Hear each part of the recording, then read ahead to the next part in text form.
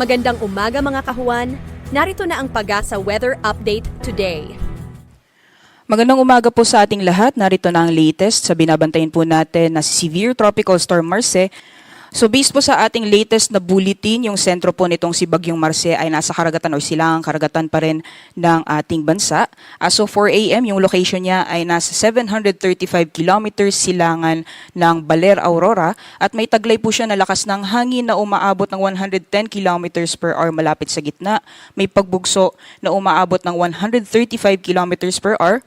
At may kabilisan po yung kanyang pagkilos sa direksyong Hilagang Kanluran or northwestward sa bilis na 25 kilometers per hour.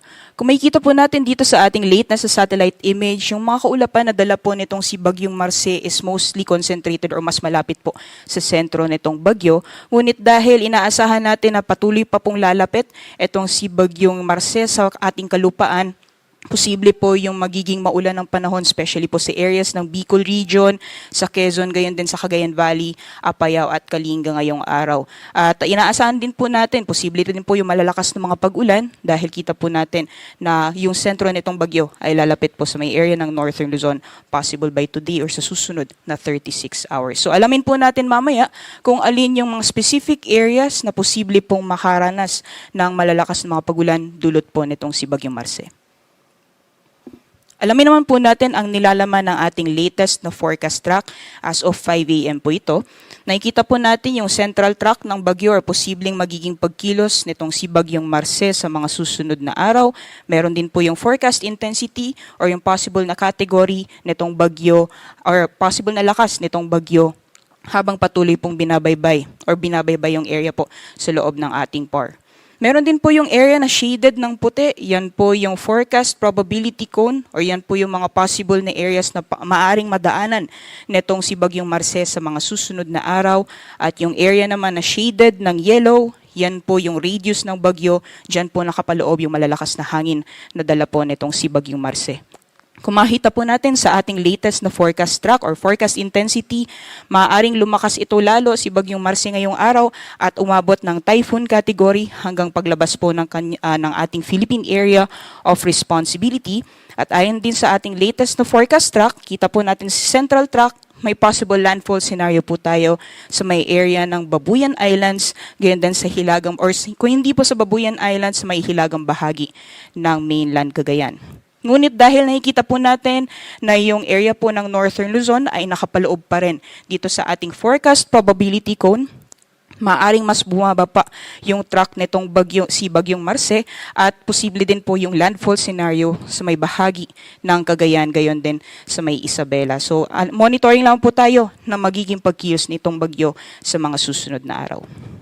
Possible po exit ng PAR ay sa darating na Biyernes or Sabado ng madaling araw. At kung makikita po natin dito sa ating latest na forecast track, magiging mabilis po yung pagkilos niya generally northwestward sa susunod na 24 oras at unti-unti po siyang babagal simula po bukas, especially po dito sa may silangang karagatan ng Northern Luzon. So nakita po natin yung satellite image kanina, meron po tayong mga rain bands nakapalibot malapit sa sentro ng bagyo. So asahan po natin, simula po bukas hanggang sa darating na Biyernes, maaari pong makaranas ng mga pag-ulan, especially yung areas na pinakamalapit po sa sentro nitong bagyo, especially dyan po sa areas ng Northern Luzon. So paghandaan po natin yan dahil ilang araw din po na mga pag-ulan ang mararanasan.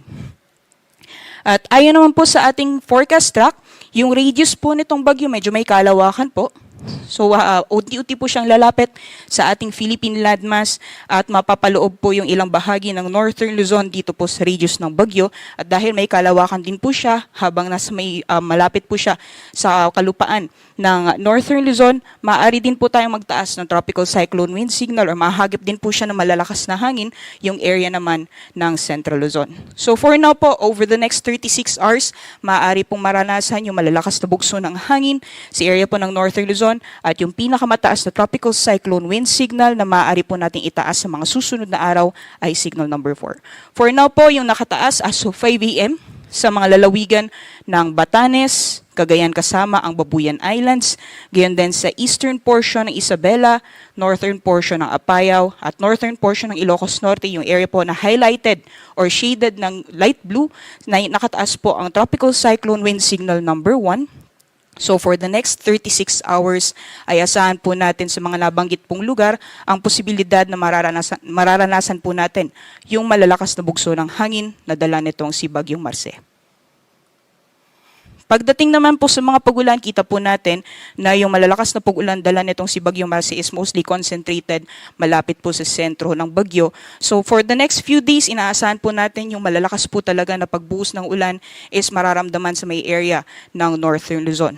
As early as today po, possible na total 24-hour accumulated rainfall na mararanasan ngayong araw dito po sa Cagayan ay maaaring maglaro mula 50 to 100 millimeters. So moderate to heavy po ng mga pag-ulan yan.